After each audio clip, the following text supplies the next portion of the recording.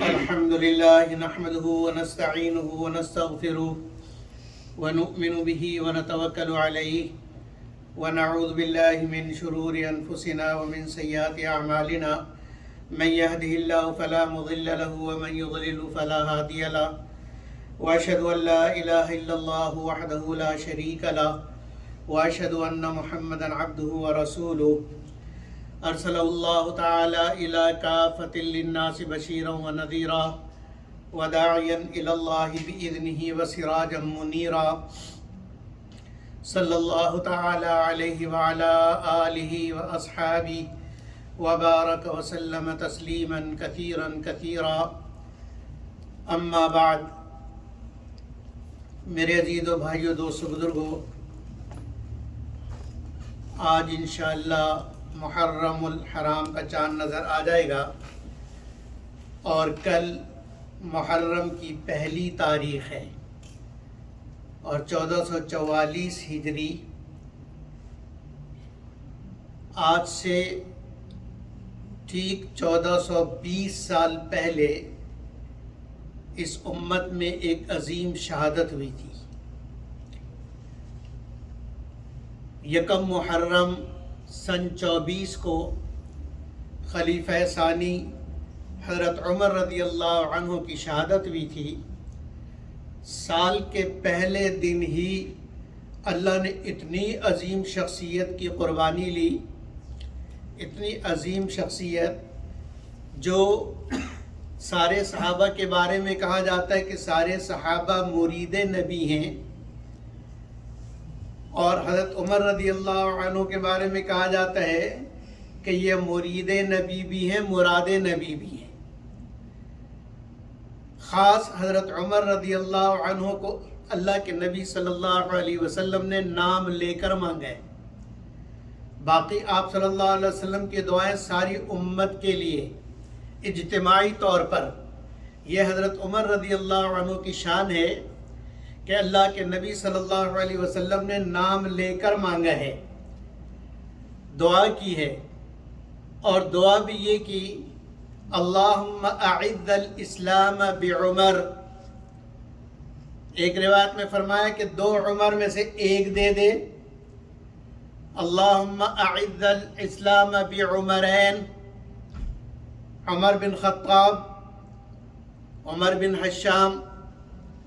یا تو عمر بن خطاب دے دے یا عمر بن حشام دے دے. پھر دوسری روایت میں فرمایا عمر بالخطاب خاصتاً، عمر بن حشام نہیں چاہیے، خاص عمر بن خطاب ہی چاہیے. تو اللہ کے نبی نے مانگا ہے. کس لیے مانگا؟ اسلام کو عزت دینے کے لیے، کہ عمر کے ذریعے سے اے اللہ اسلام کو عزت دے دے. تو گویا کہ اسلام کو عزت ملی حضرت عمر رضی اللہ عنہ کے ہاتھوں پر، اور حضرت عمر رضی اللہ عنہ سے ساری دنیا کو عزت ملتی ہے اسلام سے، اور اسلام کو عزت ملی ہے عمر رضی اللہ عنہ سے، کیونکہ اللہ کے نبی نے کہا کہ اسلام کو عزت عطا فرما عمر کے ذریعے. اور پھر اللہ رب العزت نے ایسی دعا قبول فرمائی. عمر رضی اللہ عنہ کو عناصر 4 پر قابو تھا. دنیا کے جو 4 عناصر ہیں، چاروں عناصر پر حضرت عمر رضی اللہ عنہ کو قابو تھا. اللہ نے قدرت دی تھی. آگ، پانی، ہوا، زمین، مٹی، یہ 4 عناصر ہیں. انسان بھی انہی 4 سے بنا ہے، آگ، پانی، مٹی، ہوا. حضرت عمر رضی اللہ عنہ ان چاروں کو حضرت عمر رضی اللہ عنہ کے اللہ نے تابع کر دیا تھا. یہ چاروں کے چاروں حضرت عمر رضی اللہ عنہ کے تابع. اتنی بڑی شخصیت ہے، اتنی عظیم شخصیت ہے. 22 لاکھ مربع میل پر حکومت کرنے والا، جس میں کیسر و کسرا دونوں سپر پاور، دونوں سپر طاقتیں، جن کی مخالفت تو بہت دور کی بات تھی، جن کے بارے میں کوئی برا کہتا تھا پورے خاندان کو اڑا دیا جاتا تھا، اس کے بارے میں کوئی برائی کر بھی نہیں سکتا تھا، وہ دنیا کے جس حصے میں بھی ہو۔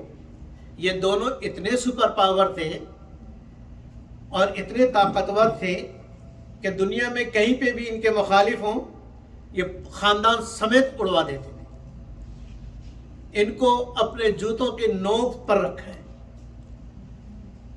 ان دونوں کو مسل دی ہے، بے حیثیت چیز کی طرح ان کو رون ڈالا ہے۔ یہ حضرت عمر رضی اللہ عنہ ہے۔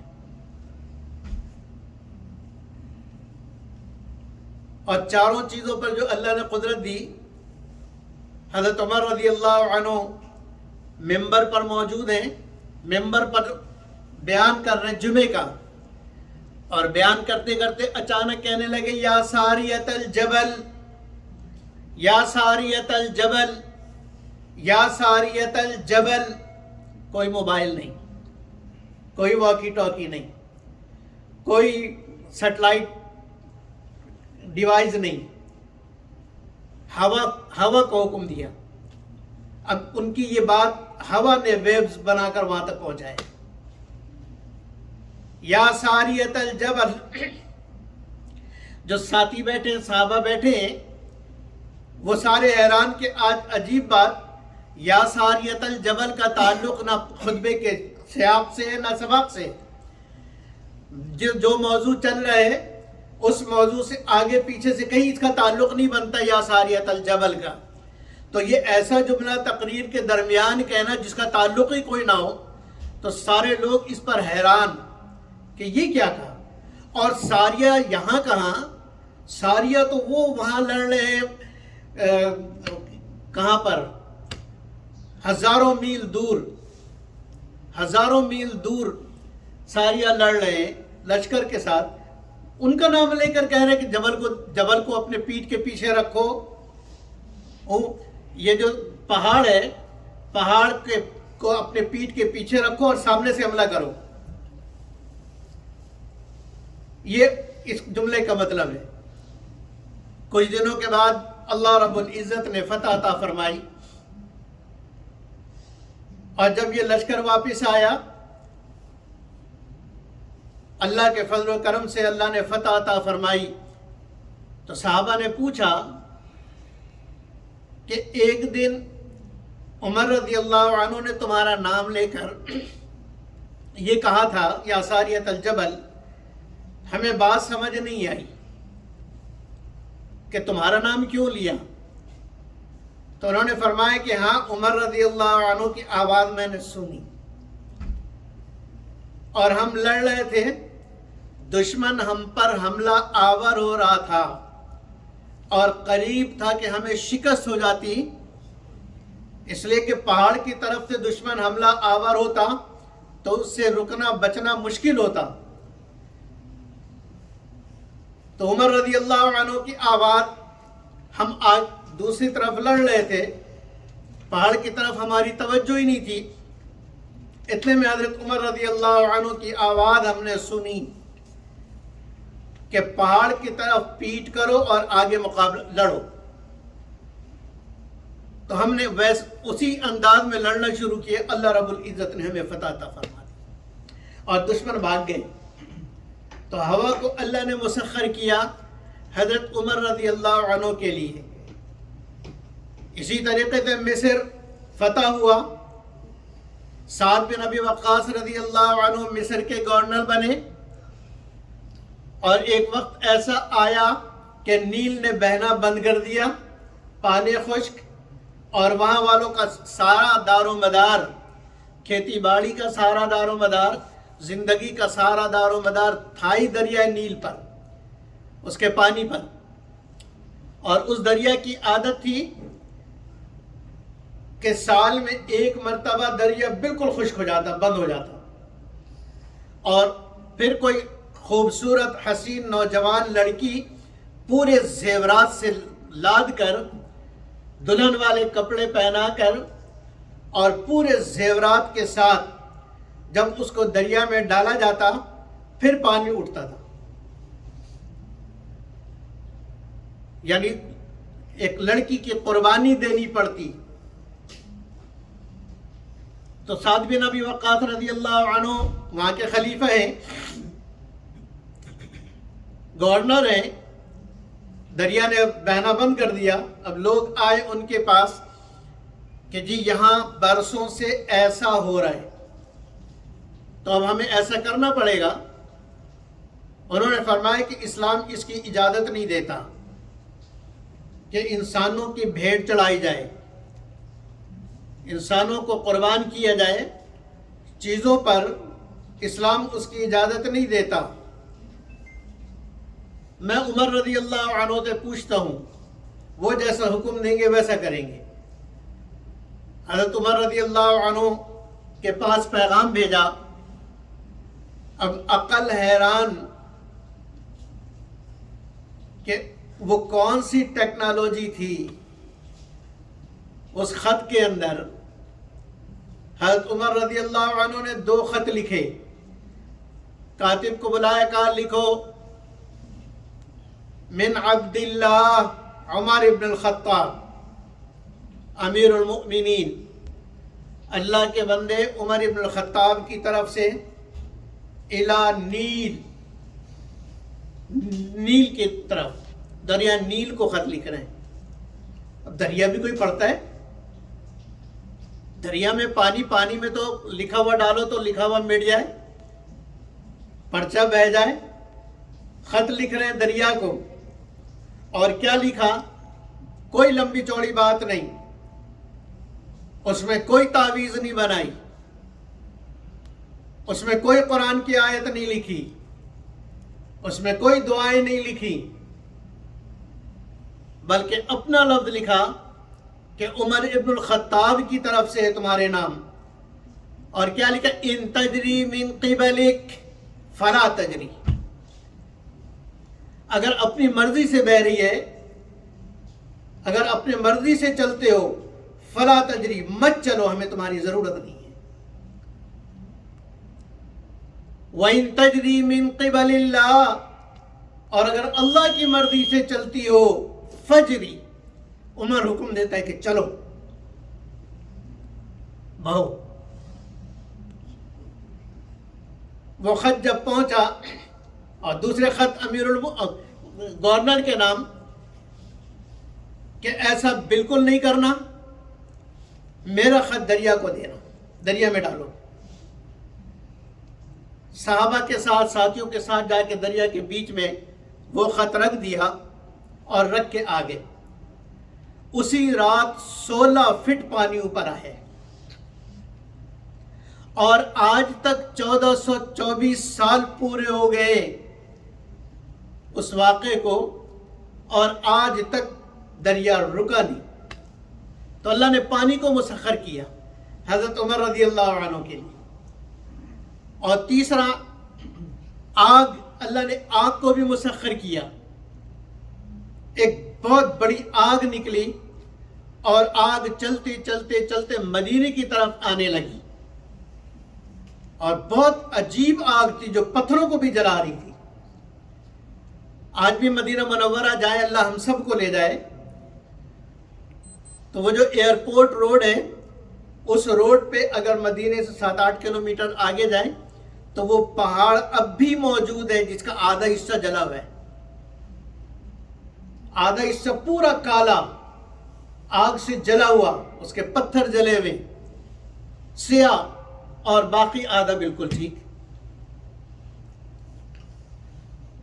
جب ان کو اطلاع دی کہ آگ نکلی اور وہ مدینے کی طرف بڑھ رہی ہے، تو حضرت عمر رضی اللہ عنہ نے کہا چلو. ساتھی کو لے کر گئے اور اپنا کوڑا آگ پر مارا ہے، اور مخاطب آگ سے ہوئے، اور کہا تمہیں معلوم نہیں اللہ کے نبی کا شہر ہے، بند ہو جاؤ. آگ وہیں بجھ گئی، وہاں سے آگے نہیں بڑھی. اور دوسرے واقعے میں آگ نکلی، آگ بڑھی. حضرت عمر رضی اللہ عنہ نے اپنی چادر دی صحابی کو کہ اس آگ کو وہیں دفن کر کے آؤ جہاں سے نکلی ہے. اور انہوں نے بھی اس چادر کو حضرت عمر رضی اللہ عنہ کی چادر کو رسی کی طرح بٹا اور جا کے آگ کو مارا ہے. اور پھر اس چادر سے اشارہ کیا پیچھے ہٹو پیچھے ہٹو پیچھے ہٹو، یہاں تک کہ وہ آگ بجھتے بجھتے بجھتے بجھتے جہاں جس سوراخ سے نکلی تھی وہاں تک پہنچی تو انہوں نے اس پر پتھر رکھ کے بند کر دیا. اللہ نے ایسا قابو عطا، اتنا بڑا آدمی. مدینے میں زلزلہ آیا، زمین ہلی. سائنس کے پاس زلزلے کا کوئی علاج نہیں، ابھی تک تو پوری طریقے سے وجہ ہی سامنے نہیں آئی کہ زلزلہ آتا کیوں ہے. حضرت عمر رضی اللہ عنہ کی خلافت میں زلزلہ آیا مدینے میں، زمین ہلی. حضرت عمر رضی اللہ عنہ نے زور سے کوڑا مارا زمین پر، اس لیے کہ ان کا عقیدہ یہ تھا کہ جب زمین پر بے انصافی ہوتی ہے تو زلزلہ آتا ہے. تو زمین پر زلزلے کی سب سے بڑی وجہ زمین پر بے انصافی کی. جس جگہ پہ انصاف ہوگا وہاں زلزلہ نہیں آئے گا. جہاں بے انصافیاں ہوں گی وہ زمین ہلے گی، وہ زمین کانپے گی اللہ کے عذاب سے، اور زمین کا کانپنا ہی زلزلہ ہے. حضرت عمر رضی اللہ عنہ نے کوڑا مارا اور کہا کیا عمر نے عدل قائم نہیں کیا؟ کیا عمر نے عدل قائم نہیں کیا؟ ہلتی کیوں ہے؟ میرے عزیز بھائیوں اور دوستو، اتنا بڑا آدمی 22 لاکھ مربع میل کو فتح کرنے والا، 22 لاکھ مربع میل کو، اور اپنی حالت کیا ہے؟ ایک گورنر آیا مدینہ منورہ، کافر تھا. لوگوں سے کہا کہ جی تمہارا بادشاہ کا محل کہاں ہے؟ لوگوں نے کہا ہمارے بادشاہ کا کوئی محل نہیں ہوتا. لوگوں نے بتایا یہ گھر ہے، عام گھروں کی طرح ایک گھر چھوٹا سا، کہا یہ گھر ہے. گھر میں پتہ کیا امیر المومنین موجود نہیں. لوگوں سے پوچھا کہاں ہوں گے؟ کہاں ادھر جنگل کی طرف گئے ہوں گے. وہ ڈھونڈتے ڈھونڈتے پہنچا وہاں دیکھتا ہے کہ حضرت عمر رضی اللہ عنہ ایک درخت کے سائے میں اینٹ کا تکیہ بنائے ہوئے، سر رکھے ہوئے اس طرح سو رہے کہ ان کا آدھا جسم سائے میں آدھا دھوپ میں، آدھا سائے میں آدھا دھوپ میں، تکیہ اینٹ کی تکیہ لگائے ہوئے آرام سے سو رہے ہیں. تو اس شخص نے کہا یا عمر عدلتا واسترحتا ونمتا. عمر تم نے چونکہ عدل قائم کیا ہے، انصاف قائم کیا ہے، اس لیے بڑے سکون سے ہو اور سو رہے ہو. ہم نے عدل قائم نہیں کیا اس لیے ہمیں نیند نہیں آتی. ہم نے عدل قائم نہیں کیا اس لیے ہمیں نیند نہیں آتی.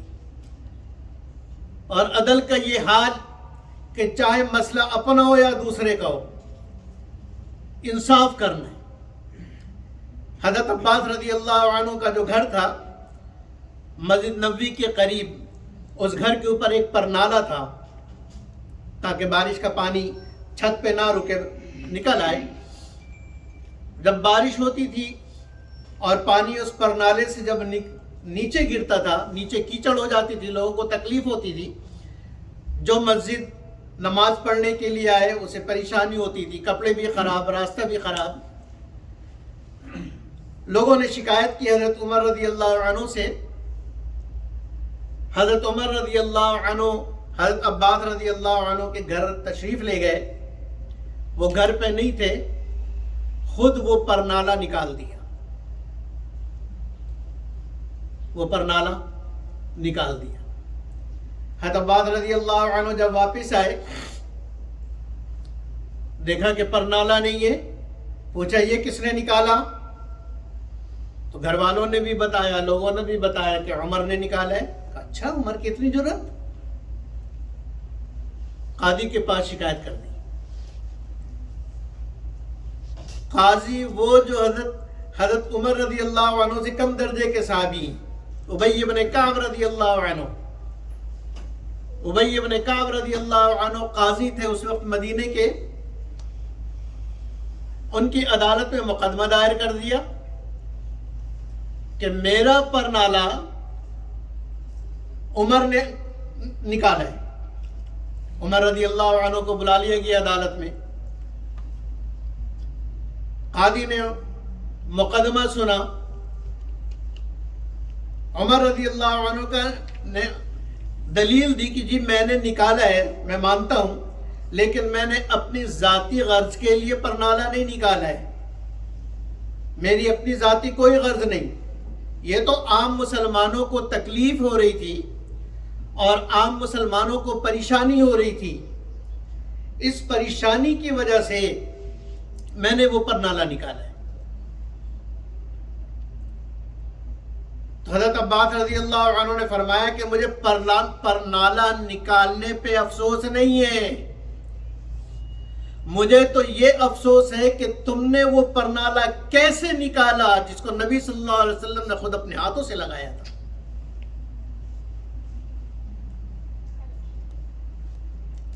نبی صلی اللہ علیہ وسلم نے اپنے ہاتھوں سے وہ پرنالہ لگایا تھا، اس کو تم نے کیسے ہاتھ لگایا، کیسے نکالا؟ یہ سنتے ہی حضرت عمر رضی اللہ عنہ نے فرمایا کہ قاضی صاحب سے کہا کہ اب فیصلہ آپ نہ کریں، اب فیصلہ میں کروں گا. حضرت عباس رضی اللہ عنہ کو لے کر واپس ان کے گھر آئے اور فرمایا کہ میں دیوار کے ساتھ ٹیک لگا کے کھڑا ہو جاتا ہوں، آپ میرے کندھے پہ چڑھ گئے اور پرنالہ لگائیں. اور اس کو عملی جامہ پہنایا اور لوگ دیکھ رہے ہیں کہ 22 لاکھ مربع میل پر حکومت کرنے والا حاکم جس کے نام سے یہ سپر پاور کیسر و کسرا کانپتے ہیں اور جس کے لشکر سے زلزلہ آ جاتا ہے، ان کی ہمتیں جواب دے جاتی ہیں، ان کے رونگٹے کھڑے ہو جاتے ہیں کہ عمر کا لشکر آ رہا ہے. وہ عمر دیوار کے ساتھ ٹیک لگا کے کھڑا ہے. حضرت عباس رضی اللہ عنہ کو اپنے کندھے پہ سوار کیا اور کہا یہ پرنالہ آپ لگا دیں.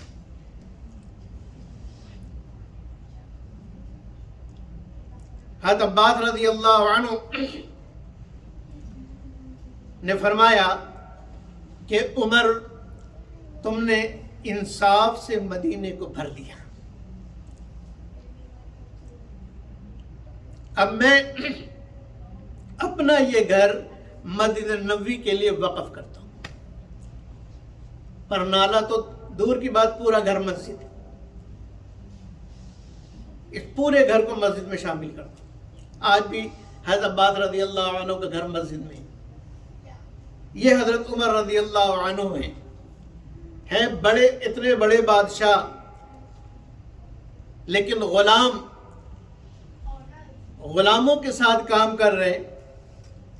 وہ جب بیت المقدس فتح کرنے کے لیے صحابی گئے اور انہوں نے محاصرہ کیا، 1 مہینے تک محاصرہ رہا، انہوں نے قلعے بند کر لیے. 5 6 7 8 مہینوں کا راشن ان کے پاس موجود تھا، ان کو فکر ہی نہیں تھی. باہر سے آنے والا کتنے دن کا انتظام اپنے ساتھ رکھ سکتا ہے؟ مہینہ 1.5 مہینے کا.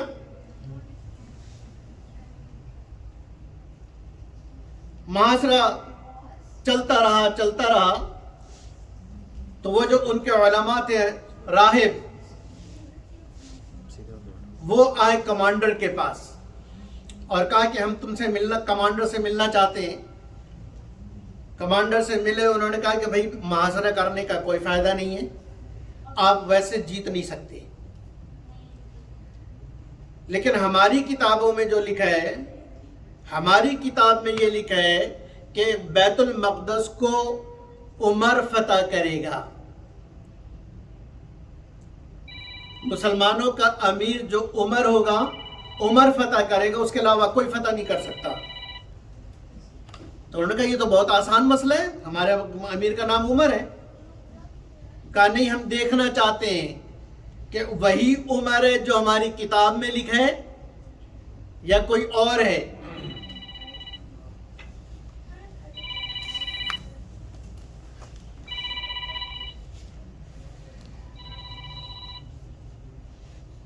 عمر رضی اللہ عنہ کو انہوں نے خط لکھا کہ جی یہ اگر وہ, اور انہوں نے کہا کہ اگر وہ عمر آ جائے اور ہم دیکھ لیں تو لڑے بغیر ہم چابی دینے کو تیار ہیں, لڑنے کی ضرورت ہی کوئی نہیں, اپنے امیر کو لے آؤ. حضرت عمر رضی اللہ عنہ کا یہ پیغام پہنچا تو مدینے سے اپنے غلام اسلم کو لے کر چل پڑے, اور ایک اونٹ ان کے پاس سواری کے لیے, سوار 2, اونٹ 1. اتنا بڑا آدمی, اتنا بڑا حاکم, کیا دوسرا اونٹ نہیں لے سکتا تھا؟ کیا طاقتور لشپش گھوڑا نہیں لے سکتا تھا؟ لیکن انہوں نے وہ اونٹ لیا جو ان کا اپنا تھا, اور تھا ایک, اس لیے ایک ہی لیا, اور غلام سے کہا کہ دونوں چلتے ہیں, بغیر لڑے قلعہ فتح ہو جائے تو اس سے اچھی بات کیا ہو سکتی ہے. اور ایک منزل تم سوار ہونا, میں پیدل چلوں گا, اگلی منزل میں سوار ہوں گا, تم پیدل چلنا. یہ بات طے ہو گئی, ایک منزل سواری, ایک منزل پیدل. اب وہ چلتے چلتے وہاں تک پہنچے, لشکر نے ان کا استقبال کیا. واقعات 2 طرح کے آتے ہیں. ایک میں یہ کہ حضرت جب وہاں یہ دونوں پہنچے ہیں تو اس وقت غلام سوار تھا سواری پر, اور حضرت عمر رضی اللہ عنہ کی باری تھی پیدل چلنے کی. غلام نے بڑی درخواست کی کہ جی اب قریب ہے, لوگ دیکھ لیں گے. کتنی عجیب بات ہوگی کہ امیر تو پیدل چلنا مار پکڑے اور غلام سواری پر ہو. یہ اچھا, ہمارے یہاں کیا کہتے ہیں, اچھا امپریشن نہیں پڑے گا. انہوں نے کہا ایسی کی تیسی امپریشن کی. وہ کرنا ہے جو انصاف کہہ رہے, اور انصاف کا تقاضا یہ کہ تمہاری باری ہے اوپر رہنے کی. لہذا اس غلام کو بٹھایا سواری پر اور خود مار پکڑے وہاں تک پہنچے. اور جب ان لوگوں نے دیکھا تو وہ پہلے تو یہ سمجھے کہ جو سوار ہے وہ امیر ہے, لیکن جب ان لوگوں نے, ان کے علماء نے دیکھا کہ مسلمانوں کا سارا لشکر اہلا و سہلا یا امیر کے کہ حضرت عمر جو پیدل چل رہا ہے, جو سواری پر نہیں ہے, اس کے استقبال کر رہے, تو وہ سمجھے کہ عمر یہ ہے. پھر وہ اپنی کتاب لے کر آ گئے. حضرت عمر رضی اللہ عنہ سے لوگوں نے عرض بھی کیا کہ ان سے ملاقات سے پہلے کپڑے بدل لیں. ایک تو مدینے سے پیدل اور اونٹ پر وہاں پہنچے ہیں مصر, بیت المقدس. کتنا لمبا سفر, گوگل میں ڈال کے دیکھ لو کتنا سفر بنتا ہے, کتنا میل ہے.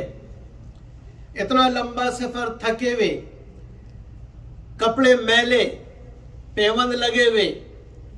بادشاہ کے کپڑے تو ایسے نہیں ہوتے. لوگوں نے کہا جی اچھے کپڑے بدل لیں, نہا دھو لیں, پھر ملاقات کرتے ہیں, میٹنگ کرتے ہیں. انہوں نے اس بات کو مان لیا کہ ٹھیک ہے, گھوڑے پہ بیٹھ جائیں اونٹ کے بجائے. کہا ٹھیک ہے. کپڑے بدلے اور اونٹ پہ بیٹھے. گھوڑے پہ بیٹھے. جیسی گھوڑے پہ بیٹھے فوراً ایک چیخ ماری اور فرمایا خو عمر تو ہلاک ہونے والا تھا, عمر تو برباد ہونے والا تھا. فوراً گھوڑے سے چھلانگ لگائیے اور کہا کہ میرے پرانے کپڑے لاؤ. پرانے کپڑے پہنے اور وہاں سے اونٹ پہ چلے. باری تھی غلام کے اوپر بیٹھنے کی, کہا نہیں تم ہی بیٹھو گے, میں پیدل چلوں گا. اور جب ان لوگوں سے ملاقات ہوئی, ایک نشانی ان لوگوں نے دیکھی کہ وہ جو عمر ہوگا وہ اس انداز میں آئے گا کہ غلام سوار ہوگا, وہ خود پیدل ہوگا. یہ نشانی پوری ہو گئی. اب وہ اپنی کتاب لے کر آ گئے. حضرت عمر رضی اللہ عنہ کے کپڑوں میں پیوند لگے ہوئے تھے اور پیوند بھی ایک دوسرے سے ملے ہوئے, یہ نہیں کہ تھوڑا تھوڑا پھٹا ہوا تھا, پورا کپڑے جگہوں جگہوں سے پھٹا ہوا تھا. انہوں نے پیوند گنے کہ ہماری کتاب میں لکھا ہوا تھا 70 پیوند ہوں گے. اور جب یہ ساری نشانی دیکھ لی تو چابی لا کے خود حوالے کیے, بغیر لڑے اللہ نے فتح دی. تو ایسا شخص حضرت عمر رضی اللہ عنہ اس کی شہادت ہوتی, اس لیے کہ تمنا یہی تھی اور دعائیں یہی کرتے تھے کہ اے اللہ مجھے شہادت کی موت عطا فرما, شہادت کی موت عطا فرما اور تیرے حبیب کے شہر میں عطا فرما. جو حج کیا اس سے پہلے اس میں مسلسل دعائیں, راستے میں مسلسل دعائیں, اور پھر اللہ رب العزت نے ان کی دونوں دعائیں قبول فرمائیں کہ نبی اکرم صلی اللہ علیہ وسلم کے شہر میں مدینہ منورہ کے اندر جب حضرت عمر رضی اللہ عنہ فجر کی نماز پڑھانے کے لیے آگے بڑھے تو ایرانی مجوسی ابو لولو جس کا نام تھا, زہر میں بجھا ہوا خنجر لے کر آیا تھا. اور حضرت عمر رضی اللہ عنہ جب صفوں کو سیدھی فرما رہے تھے, اس نے خنجر ایک پیٹ کے ایک طرف سے ماری اور دوسری طرف سے نکالی. حضرت عمر رضی اللہ عنہ کی اتنیاں باہر آ گئی. لیکن اس حال میں بھی حضرت عمر رضی اللہ عنہ نے اپنے بیٹے عبداللہ کو یہ کہا کہ نماز پڑھاؤ. وہاں اس حال میں بھی نماز پڑھائی گئی, بیٹے نے نماز پڑھائی. اب پیچھے جو صحابہ تھے ان کو تو پتہ ہی نہیں کہ آگے کیا ہوا. وہ تو بعد میں دیکھا کہ امیر المومنین کے خون میں لت پت پڑے ہیں. حکیموں کو بلایا گیا اور ان کو حکیم نے دوائی دی تو وہ آنتوں سے باہر آ گئی. کہا اب اس کا کوئی علاج نہیں ہے. موت کا یقین کہ اب شہادت پکی, شہادت پکی. اللہ اکبر. آخری بات عرض کر دیتا ہوں. حضرت عمر رضی اللہ عنہ نے ایک مرتبہ ممبر پر کھڑے ہو کے ارشاد فرمایا کہ اللہ رب العزت نے جنت میں ایک محل بنایا ہے جس کے 5000 دروازے ہیں, جس کے 500 دروازے ہیں, اور ہر دروازے کے سامنے 5000 حوریں ہیں. اور فرمایا کہ وہ محل ایسا ہے جس میں نبی داخل ہوگا. جس میں کون داخل ہوگا؟ نبی داخل ہوں گے. پھر نبی اکرم صلی اللہ علیہ وسلم کے روضہ اقدس کی طرف رخ کر کے کہتے ہیں ہنی اللہ کا یا رسول اللہ, اللہ کے نبی بہت مبارک ہو.